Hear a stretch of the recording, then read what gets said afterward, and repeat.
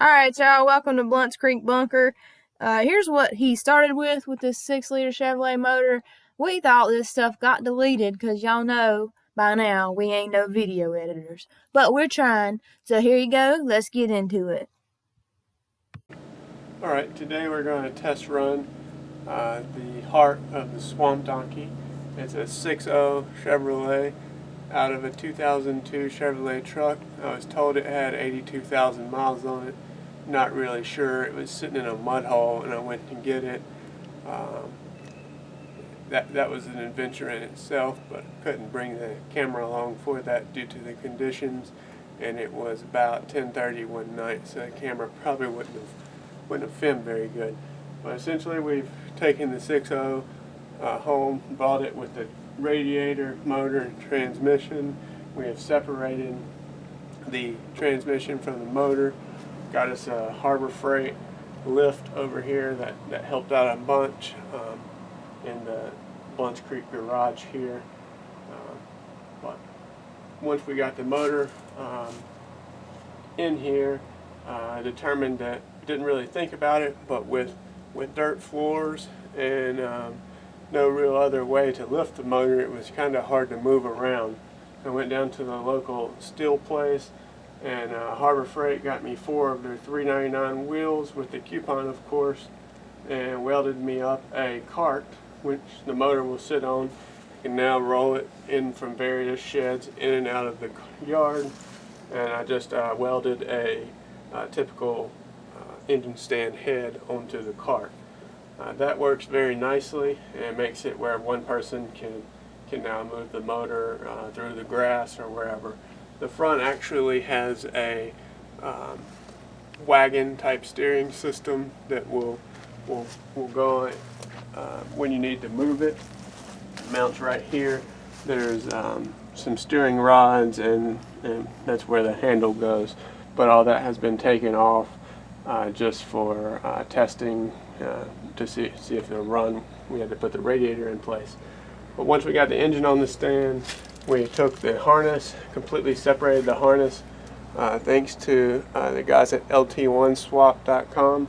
They have a real nice pinout of how to standalone wire your harness. The harness is temporarily done right now because we don't really know how it's going to fit into the Swamp Donkey.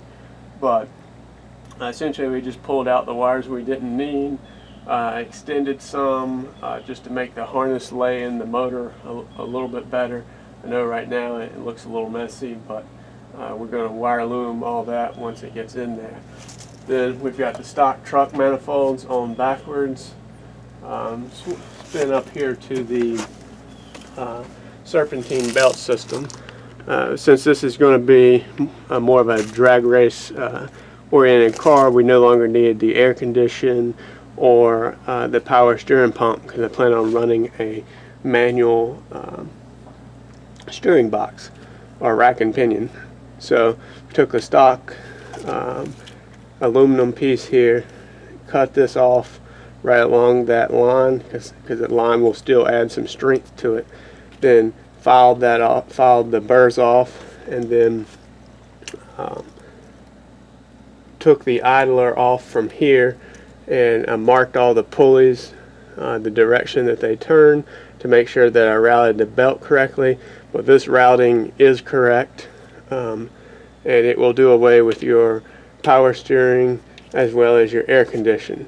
As for the belt size, I'm not exactly sure right now. We can post the size of that in the description.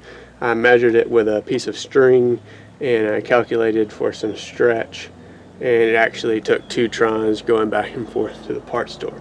But this belt fits nicely, and the tensioner is within the proper range over there. I can put that belt number, part number, in the description. Everything else is pretty much a stock 6.0. Just had the intake was busted. We had to JB weld that back together,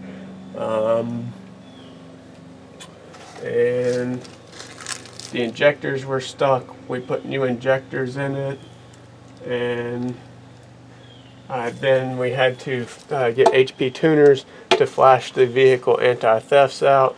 And now we'll see if it cranks, see if we got good oil pressure, or if we're going to have to find another motor from another junkyard source.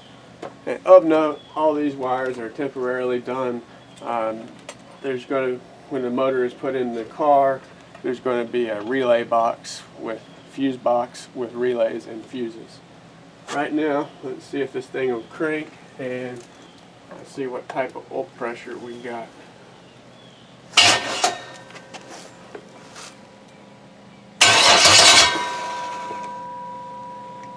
Fuel pump might be nice. Got a switch here.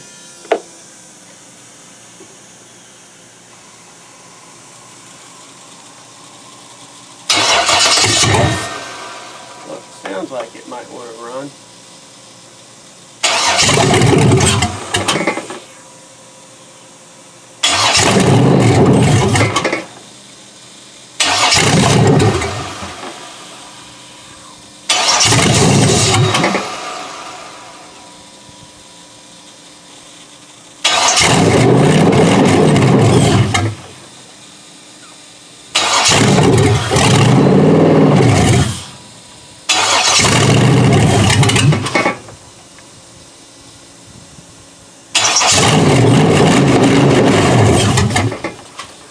Like it's running out of fuel for some reason.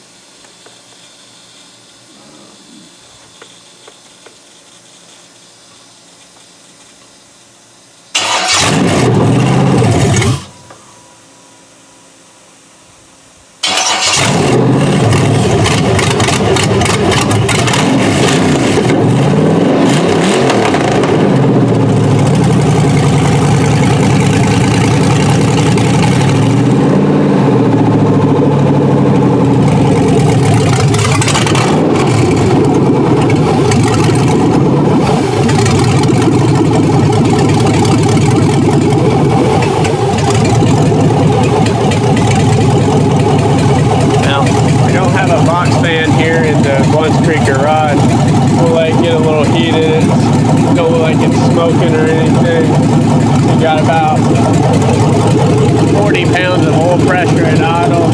I saw it jump to about 70 when it revved there with its first crank. We'll let that get a little heat in it, see if everything remains stable. For the oil pressure, we just have a manual gauge run off of the oil cooler spot there at the filter, where typically there's a block off plate.